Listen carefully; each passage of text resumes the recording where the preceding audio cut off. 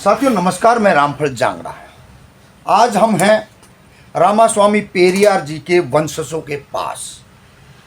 जानना चाहते हैं एनसीआर में जो लोग बैठे हैं वो अपने राजनीतिक, शिक्षा, रोजगार की क्या समझ रखते हैं, और वर्तमान में जिस तरीके से हरियाणा सरकार ने नगर निगम में 46 वार्ड बनाए हैं और 46 में से 2 वार्ड दिए गए हैं, एक 6 नंबर वार्ड और एक 46, जो एक महिला और एक पुरुष, जो आबादी के हिसाब से ज़्यादा होने चाहिए। साथ ही साथ कुछ और घटनाक्रम भी अभी वर्तमान की सरकार ने किए हैं। तो बघेल साहब, जैसे मैंने बताया, पेरियार रामास्वामी क्या सोचते थे, उनकी संतानें हैं, आज वो क्या सोच रही हैं। तो सर नमस्कार, क्या मानना है आपका? जैसे नगर निगम का है, महिलाओं को 33% रिजर्वेशन का मामला है, जातिगत जनगणना का मामला है, तो हम पहले मुद्दे पे आ जाते हैं। जो वर्तमान आप एनसीआर में बैठे हो, जो 2 वार्ड आपको दिए गए। देखिए, जनसंख्या के हिसाब से तो जो है 5 वार्ड होने चाहिए थे, लेकिन ये कहीं ना कहीं उच्च अधिकारियों की या राजनेताओं की, कुछ हमारे पिछड़ा वर्ग के प्रति कुछ धांधलेबाजी है। शायद ये कारण है कि हमें ये 2 वार्ड दिए गए हैं। उसका एक कारण ये भी है कि हमारा कोई भी व्यक्ति उस पद पे नहीं है। जब ये बंटवारा होता है तो शायद हमारा कोई व्यक्ति वहाँ पे नहीं होता है, और ये वही बात है कि अपनी तुमड़ी अपना राज, जैसे चाहा वैसे मन कर लिया। वैसे तो हमारे 5 वार्ड होने चाहिए।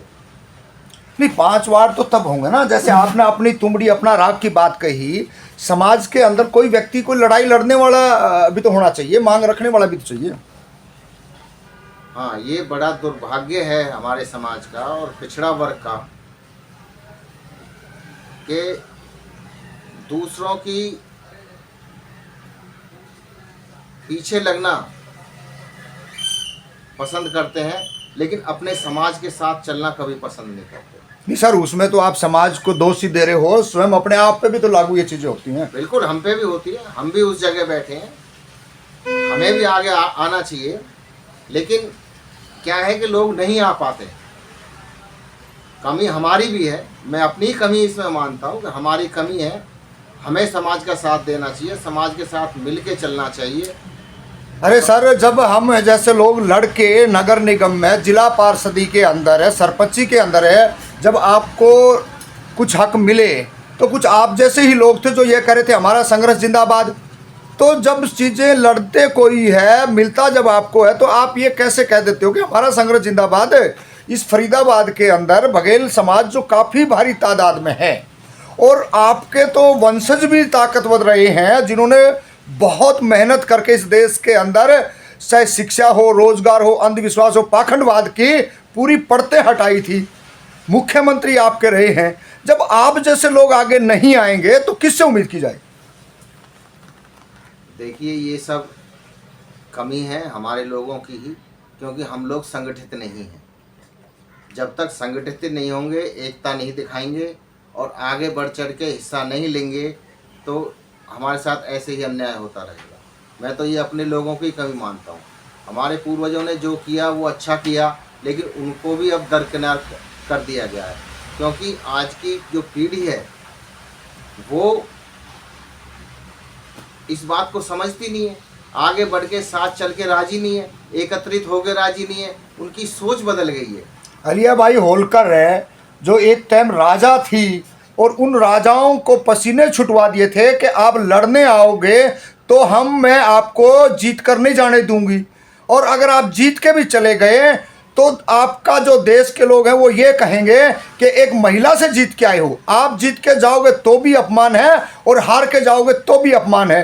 तो ऐसी परिस्थिति में आज कहाँ खड़े हो आप लोग? हम कहीं भी नहीं है। इस परिस्थिति में हमारा समाज कहीं भी नहीं खड़ा होता। हरियाणा सरकार ने पिछले चुनावी वादे में अपना वादा किया था कि गडरिया जाति को एससी में शामिल किया जाएगा, लेकिन मनोहर सरकार ने वो पारित कर दिया, लेकिन राजनीति दबाव के कारण फिर वो वापस ले लिया गया। वो अब वो केस अभी कोर्ट में चल रहा है, खैर उसके ऊपर मैं टिप्पणी नहीं करना चाहूँगा, लेकिन इसकी वजह यही है कि एकता हम लोगों की एकता नहीं है। अरे सर, आप एससी के इतने ताकतवर लोग हैं, वो आपको क्यों आने देंगे? जब 16% है इसी देश के अंदर, जननायक कर्पूरी ठाकुर ने 16 और 11 कर दिया, ओबीसी का कोटा अलग करा, आपका अलग करा, लेकिन ओबीसी के जो लोग हैं, ताकतवर जो जातियां हैं, चाहे जाट है, गुज्जर है, यादव है और जो तमाम जातियां, वो तो लड़ रही हैं। लेकिन आप अगर हिलोगे नहीं, डुलोगे नहीं और आप समाज समाज समाज कह के आरोप लगाते रहोगे, तो ये तो कहीं बात नहीं बनती है ना। आपका युवा कहीं नहीं दिखता, शेड्यूल कास्ट का युवा रोडों पे दिखता है।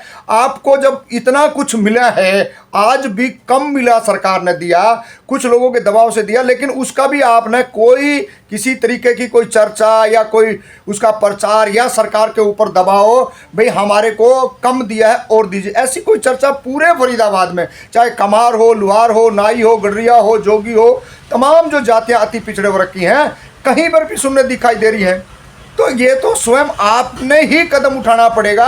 अगर आप सोचते हो कि कोई बाहर से कोई चाचा आएगा और वो हमारा मार्गदर्शन करेगा, तो ये आप भूल जाए। नहीं, आपकी बात बिल्कुल ठीक है। जागना हमें पड़ेगा, भूख हमें लगी है तो खाना हमें ही पड़ेगा, प्यास हमें लगी है तो पानी हमें ही पीना पड़ेगा, कोई दूसरा आके नहीं पिलाएगा हमें। वो कहते हैं ना कि प्यासे कोई कुएं के पास जाना पड़ता है, वो हमें ही जाना पड़ेगा। लेकिन दुर्भाग्य है हमारा, क्योंकि हम संगठित नहीं हो पा रहे हैं। दूसरा, ये जो अधिकारी लोग जो बैठे हुए हैं, जब सरकार ने दे रखा है कि ओबीसी को 7% दिया जाएगा, उसमें भी फिर ये हेरा फेरी कर रहे हैं। वो क्यों कर रहे हैं? क्या इन लोगों को धरना या प्रदर्शन या इस तरह की रोड जाम करना ही पसंद है? पहले तो इनको जब सरकार ने कह दिया भाई 7% देना, तो 7% देना चाहिए। जब 46 सीट है, 46 सीटों में से हमारी 5 सीट बनती है, तो हमें 5 सीट देनी चाहिए। इसका मतलब है कि तो ये है कि हमारे से भेदभाव किया जा रहा है। तो भेदभाव कर, तो वही तो हम